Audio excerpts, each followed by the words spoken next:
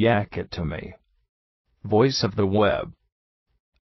A short introduction to Calvinism. Many people have been, rightly, concerned about infamous assertions of the extremely popular evangelical preacher John Piper, such as God causing earthquakes to punish America for its sins, or its right for God to slaughter women and children any time He pleases. God gives life and He takes life. Everybody who dies, dies because God wills that they die. John Piper. Yet few people suspect this is only the tip of the iceberg. John Piper is a staunch Calvinist. Also called Reformed theology, Calvinism is a doctrine which did not begin with the French theologian Calvin, but can be found in diverse authors such as Luther, Zwingli, Aquinas, Anselm of Canterbury and William of Ockham. The man who introduced it to the Christian church was Augustine, who, quite coincidentally, was also the first theologian to defend the use of torture against heretics, with all the historical consequences we know all too well. One basis of Calvinism is divine determinism, which they call sovereignty, which means that everything which happens, including rapes and genocides, has been desired and made certain by God, before the very beginning of time. John Calvin.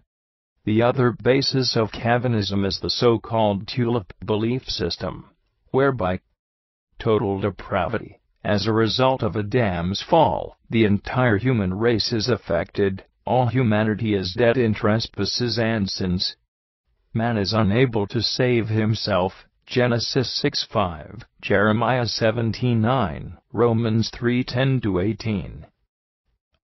Unconditional election. Because man is dead in sin, he is unable to initiate a response to God. Therefore, in eternity past God elected certain people to salvation. Election and predestination are unconditional, they are not based on man's response. Romans 8:29-30. 9:11, Ephesians 1:4-6, 11-12, because man is unable to respond, nor does he want to. Limited atonement.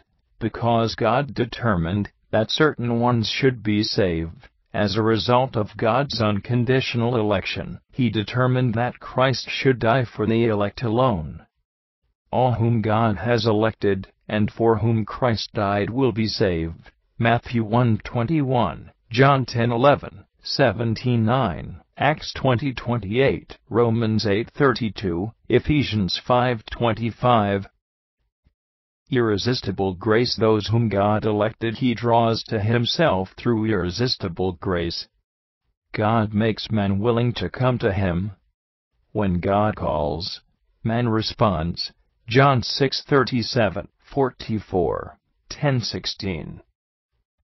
Perseverance of the saints. The precise ones God has elected and drawn to Himself through the Holy Spirit will persevere in faith. None whom God has elected will be lost, they are eternally secure. John 10:27-29, Romans 8:29-30, Ephesians 1:3-14. From this, it logically follows that God will cause most people to be damned and eternally suffer in hell. Very few Calvinists believe in the annihilation of the wicked. In future posts, I will explore in more depth the logical aspects and implications of Reformed theology. Lake-fire disclaimer. I don't agree with their use of these biblical passages. I believe that many are taken out of context, whereas some of them only support aspects of Calvinism, while contradicting others. Type or paste text. Brought to you by Yak It To Me. Voice of the Web.